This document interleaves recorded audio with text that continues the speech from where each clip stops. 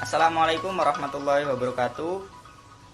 Di sini kami dari kelompok 9 akan mempresentasikan hasil kerja kelompok kami, yaitu mengenai anatomi bagian toraks. Sebelumnya izin memperkenalkan diri. Saya Muhammad Reis Masmin sebagai moderator dan pemateri ketiga. Ada Nata Prayoga sebagai pemateri pertama dan ada AM Prambodi Wicaksono sebagai pemateri kedua. Kepada Nata Prayoga, saya persilakan.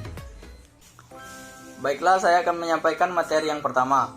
Toraks adalah kurungan tulang untuk jantung dan paru-paru. Tampaknya berbentuk silinder, tapi tanpa bahu, dipandang berbentuk kolobus atau seperti tong dengan ujungnya yang sempit. 1. Dinding tegura. Di garis tengah di belakang ada 12 ruas tulang dan di garis tengah tulang dada atau tulang dada. Di antaranya adalah tulang melingkar. Catatan di bagian melintang, para vertebral braces setiap sisi tulang belakang karena proyeksi tubuh vertebral dan lengkung belakang tulang rusuk sebelum mereka berbalik. 2. Rusuk. Ada 12 pasang rusuk dipisahkan oleh ruas-ruas yang berisi interkostal, otot, saraf, dan pembuluh.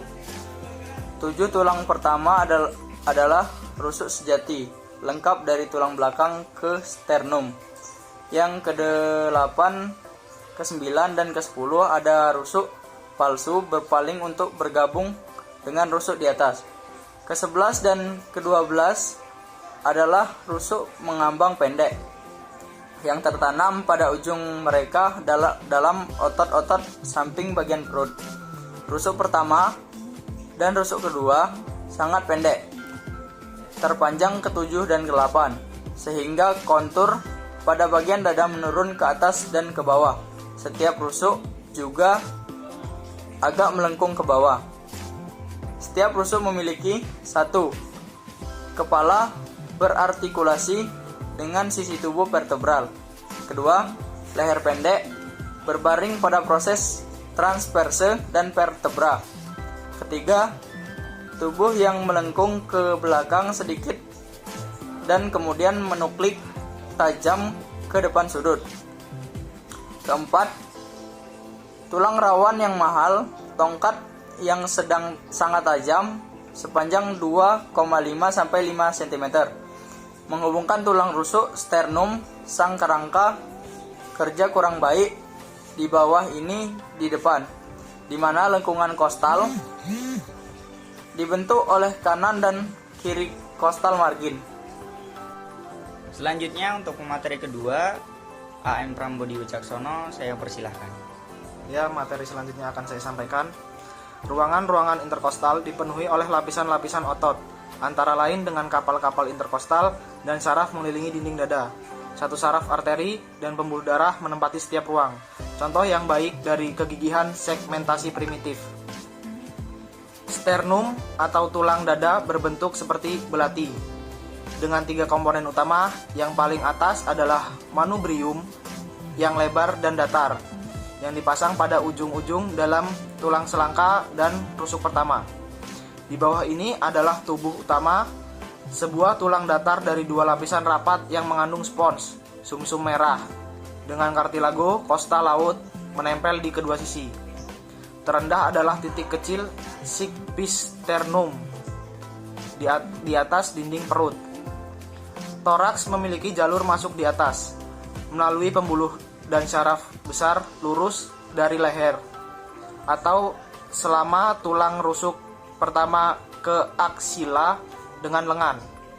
Jalur masuknya sempit dan rapat, dikemas hanya 6,5 cm, memisahkan manubrium dari tulang belakang dengan yang pertama rusuk di kedua sisi. Struktur yang paling penting yang melintasi jalur masuk adalah esofagus, trakea, saraf tertentu dan arteri dan vena besar. Toraks ditutupi di bawah oleh diafragma. Masuk ke pernafasan. Pernafasan menarik udara ke dalam dan mendorongnya keluar dari paru-paru. Dalam inspirasi, rongga dada adalah memperlebar dan udara masuk. Dalam kadaluarsa sebaliknya terjadi. Gerakan pernapasan keduanya thoracic dan abdomen. Dalam inspirasi thoracic, sternum diangkat oleh ketinggian rusuk yang terletak lebih horizontal, baik transverse dan anteroposteroir. Diameter dan dari dada meningkat. Dalam inspirasi perut, kontrak diafragma dan pergesekan menekan organ-organ perut turun dan mengembungkan dinding perutnya. Ketinggian vertikal dari toraks meningkat. Inspirasi adalah proses aktif karena pengerahan otot. Bersifat pasif, dinding dada subsides, dinding perut direntangkan, diafragma relaks, dan udara didorong keluar dari paru-paru. Contoh seperti gambar tersebut. Terima kasih. Selanjutnya materi ketiga yaitu saya sendiri akan membacakan mengenai otot dinding dada. Yaitu yang pertama anterior. Di depan dinding dada dilingkupi oleh pectoralis besar yang disebutkan dalam kaitannya dengan lengan, yang muncul dari sternum, tulang selangka, dan tulang rusuk. Bahan serunya bertemu masukkan ke bagian atas humerus. Fungsinya adalah adduksi lengan ke samping. Sebuah lebih kecil pectoralis kecil terletak di bawahnya, muncul dari beberapa tulang rusuk dan dimasukkan ke dalam proses coracoid scapula. Kedua dada dapat bertindak sebagai aksesori otot respirasi jika lengan tetap. Di dada bawah, beberapa otot perut ditempelkan pada tulang rusuk. Rectus di dekat garis tengah dan de obliqu otot lebih laterali. Kemudian posterior. Dua lembar besar otot dangkal di belakang adalah trapezius atas dan latissimus dorsi turun ke bawah. Masing-masing adalah otot berasal dari tulang belakang dan mengendalikan ikat pinggang. Trapezius itu berbentuk segitiga dengan dasarnya menempel pada proses spinous dari vertebra thoracik dan memperpanjang bagian belakang leher sejauh occiput. Itu menyempit dengan cepat untuk penyisipan pada tulang belakang. Sonomula dan belakang clavicula itu memutar scapula searah jarum jam pada dinding dada dan dengan demikian membantu deltoid menculik bahu. Latissimus dorsi lebih tumpang tindih oleh trapezius di atas. Ini berasal dari vertebra thorax yang lebih rendah dan tulang belakang lumbar melalui lembaran fascia yang padat. Seratnya melewati dan sampai memasukkan ke dalam humerus pada tingkat yang sama dengan pekontrak utama. Ini memuaskan lengan, menempatkan jari satu di ketiak. Batas otot tebal dirasakan di depan dan di belakang, pectoralis dan latissimus masing-masing. Kemudian, ini adalah gambar anterior dan posterior.